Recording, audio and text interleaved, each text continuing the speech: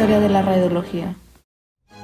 Heinrich Geissler fue un inventor alemán, trabajó como soplador de vidrio y se estableció en Bonn en 1854, donde construyó instrumentos científicos. En 1850 inventó el tubo de Geissler, con el que se puede observar el efecto del paso de la electricidad a través de gases rarificados, y fue elemento clave para el desarrollo de la tecnología electrónica de los tubos de vacío. Estos son tubos capaces de emitir una luz de diferentes colores al producirse una descarga eléctrica en una atmósfera de gas contenida en su interior, preferentemente en condiciones de baja presión. En el año 1870, Johann Wilhelm Hittorf, catedrático de Física y Química en la Universidad de Münster, contribuyó a desarrollar el tubo de Hittorf, el cual apareció como precursor del tubo de Crookes. Este científico se basó en los trabajos de Geissler y, además del tubo de Hittorf, descubrió los rayos catódicos. En 1870, William Crookes, físico químico inglés, uno de los científicos más importantes de Europa, aportó grandes descubrimientos, incluidos los rayos X. Modificó el tubo de Hittorf, creando así el tubo de Crookes, el cual es un cono de vidrio con un ánodo y dos cátodos. Más que una invención, fue considerada una innovación del científico en el siglo XIX. También se dedicó al estudio de los rayos catódicos utilizando el tubo de Crookes e inventó el radiómetro, el cual era un detector de partículas. Philipp von Lerner fue un físico húngaro nacionalizado alemán.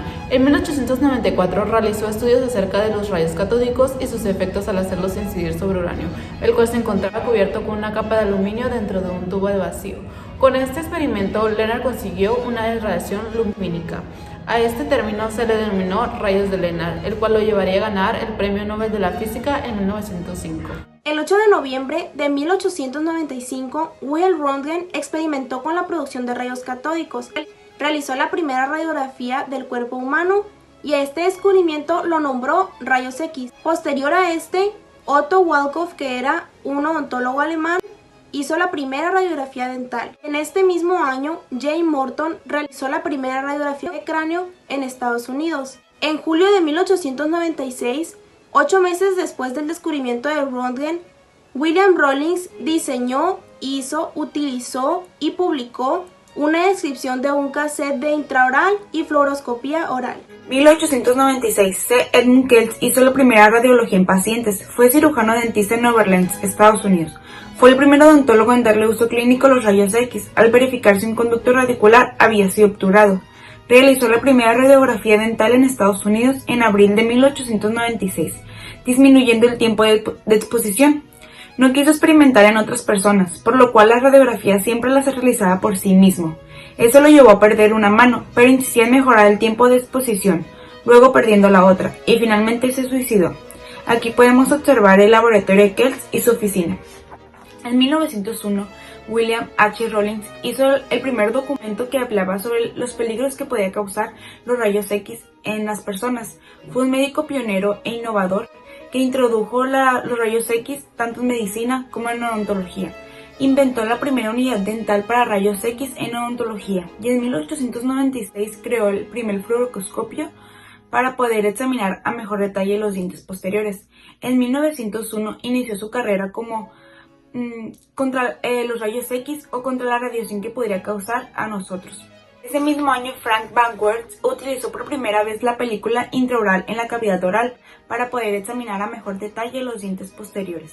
La película intraoral es aquella que se coloca dentro de la cavidad oral durante la exposición de los rayos X para poder examinar a mejor detalle los dientes posteriores y las estructuras de soporte. En 1904, Weston Price, odontólogo de Cleveland, introdujo la técnica de la bisectriz, introduciendo la técnica radiográfica de cono largo. Obtuvo la primera radiografía con sustancia radiactiva, el radium. En 1913, Wilhelm College creó el primer tubo caliente de rayos X catódico. En ese mismo año, Eastman Kodak Company fabricó las primeras películas intrabucales radiográficas. Desde el año 1896 hasta este año, que es 1913, los paquetes fotográficos de rayos X dentales eran placas fotográficas de vidrio o películas.